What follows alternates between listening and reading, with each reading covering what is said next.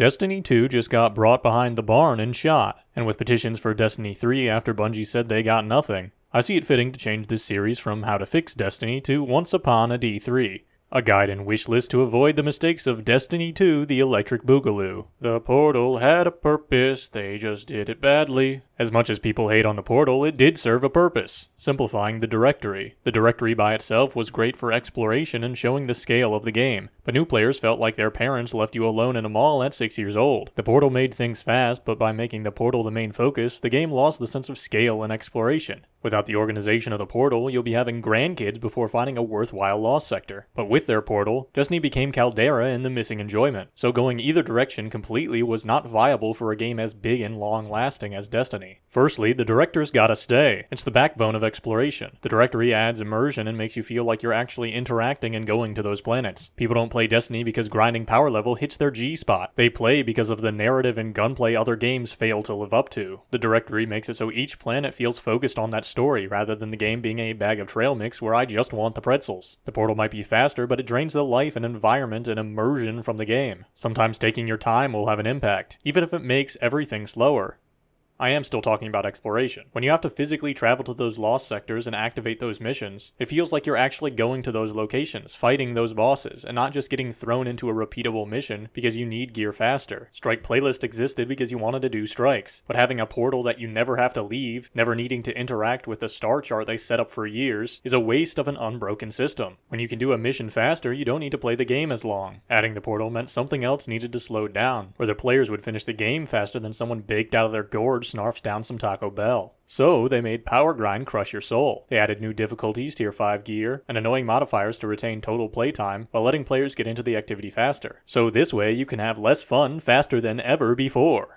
Genius. The easiest way to fix this is to go back to how it was, where you needed to go to the locations to select missions. If you increase the time to repeat missions, i.e. you need to go to the destination or find it in the directory, then you can decrease the grind necessary for new armors and weapons, i.e. things like weapon crafting or multiple perks per roll. This encourages people to play more varieties of missions, and get the great rewards in the same amount of time total, without having to sacrifice their sanity and will to live. In other words, you get the same great rewards in the same amount of time, but missions would feel more rewarding per completion. But something did need to change. When it comes to the directory, you can't just keep all of those massive planets and try to squeeze more in. Here's a wild idea. Make them smaller. Crazy, right? Well, Warframe did it, and that star map has more planets than I can count to, so like at least 10. With a model like this, where planets are shrunk down, you can retain all the planets without the clutter. And guess what? If you want to add more planets, you shrink them down even further. I know, I'm a genius, and the only person who has ever thought of this idea, you're welcome. Now, this is just a model that I puked in 2 seconds for what D2 could have looked like if they implemented this into the game before shutting it down. You may notice that I opted for keeping all of Earth rather than just the top part. That's because there are other places on Earth we have yet to visit, like Old Chicago, and showing all of Earth allows for more of these locations to be added. What a forward thinker I am I right? We don't care, piss off! So far, we haven't explored much of Earth, but there are tons of places on Earth alone that could be cool to visit. Destiny 3 could even make the entire base campaign just set on Earth destinations. The game could be released with 1 or 2 small expansions on launch too. That way the game starts entirely on Earth and then zooms out to reveal other planets that we now have access to, and make the game feel smaller at first before showing its real scale. This would be like if D2 launched with the Red War campaign, Curse of Osiris, and Warmind all at launch. The latter two were fairly small-sized expansions, so having those as side stories rather than full campaigns people need to pay for could make people forget about only getting 2 tokens and a blue on a planet that was the embodiment of dipping your toe into a cold pool. Then after launch, as the story progresses, we slowly venture out and find more planets. And each time a new planet is added, that zoom out moment will be able to show more and more planets for new players to look forward to. For better guidance, you could have a trail marker on the star chart indicating the ship flying to the next planet in the order of the expansions, i.e. a trail showing the ship going from Earth, the main campaign, to the first DLC, the first to the second, etc. It would show all planets as locked until the previous DLCs were completed. Any activities in the portal menu should also have indicators on the directory too. So if Crota's End is the featured weekly raid, then an icon on the moon should show that activity there is featured.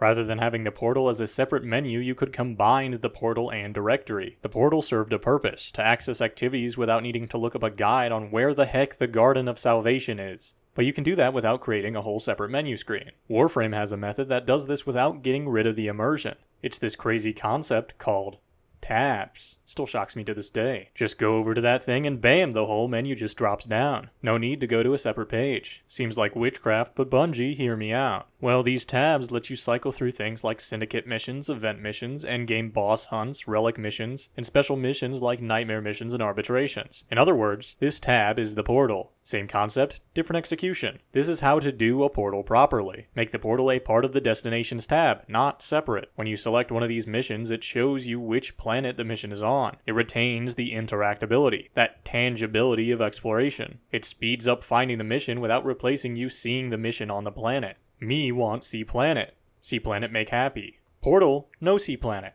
Portal make sad. In the context of Destiny, these tabs could include similar things to the current portal. Strikes, lost sectors, event missions, a weekly raid, a weekly dungeon, arena missions, or even things like escalation protocol or overthrow activities, and even faction missions to gain extra faction rewards or progress. Something like this could completely replace the Strike, Crucible, and Gambit playlist icons on the directory too, allowing for more space for more planets. Rather than having Banes and Boons, you could have Surges and Surpluses. These don't vastly change the gameplay like Boons and Banes, but rather help alleviate reward grinding and encourage different weapons to be used. If you played D1, Surges are burns, but I think Surges sound cooler, so it's Surges now. With these active, enemies and players gain large bonuses to damage for that element, but Surges would also cause elemental traps of that element to spawn on the map. So there could be arc geysers, strand webs, or void sinkholes if you want to stare at your friends slowly getting dragged by their feet into the all-devouring abyss, their bodies slowly decaying from void energy as you watch on in malicious contempt, and taunt them with their inevitable doom as their body withers away, only for them to spawn in and say what the f. Surpluses, on the other hand, would cause some resources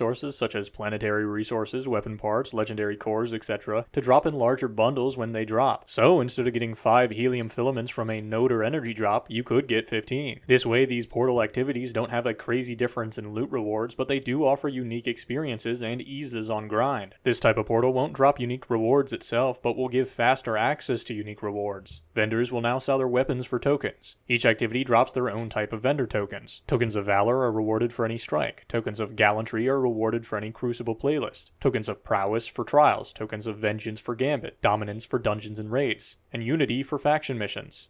There are also some other quality of life changes I think Destiny could make. Bungie, and I say this from the bottom of my heart, if I see another DLC ad on my screen, I will put a heater under all of your pillows every night, put a single Lego brick in each of your shoes, and drip chocolate on all of your white clothes. Make these ads show up in the tower or in Eververse or in an in-game computer or something, not when I load up the game. If your game has a reputation for costing people too much money and having a vault of paid DLCs, showing players an ad to purchase a DLC is so unbelievably fun. You could make the first mission of these DLCs available in the portal drop-down menu, so it's uninvasive while letting players test out the new mission. Also, remove Eververse from the directory. Get it out of there. Make it exclusive to the tower or on your ship or some side menu. Just make the main menus of the game focused on gameplay rather than a store. The store can come later, but you need the audience first. Also, get rid of season passes. Remove the season pass track and replace it with weekly vendors that can be found in the tower. Weekly vendors could have some wild names and could let players interact with each other based on the faction they are with. You could call them something like, I don't know, Dead Orbit or New Monarchy or something crazy. I'm just spitballing here. Each week you could pledge to a vendor and they could give you items as you level them up. The item list could be random from the pool of items that would be in the season pass, i.e. endgame materials like shards, strange coins, cosmetics, shaders, planetary resources, or a specific role of a gun or armor piece.